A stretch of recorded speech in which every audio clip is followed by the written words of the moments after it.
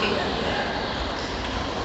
所以表面上看起来好像很好，这些东西好像都很好，但是实际上本质偏差了，失去了我们都不知道。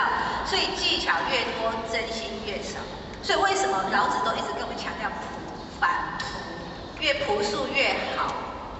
朴素代表单纯，代表原始，代表它没有造作，没有过多的美化，它是最真实的。但是现在的东西美化、漂亮、美观、好用，但是呢是真，我们的心是真心就越来越少了哈。所以当外在的诱惑增加，我们的心就会不断的被牵引了，好，心就会被牵引，所以导致的结果就是精神耗散，内在空虚。我们把外在做得很风光，那在这边后学就有一个感触哦。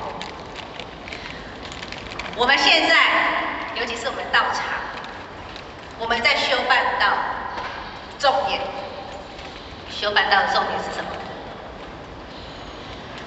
修心嘛，哈，修道修心，办道静心，哈，重点是这一颗心，对不对？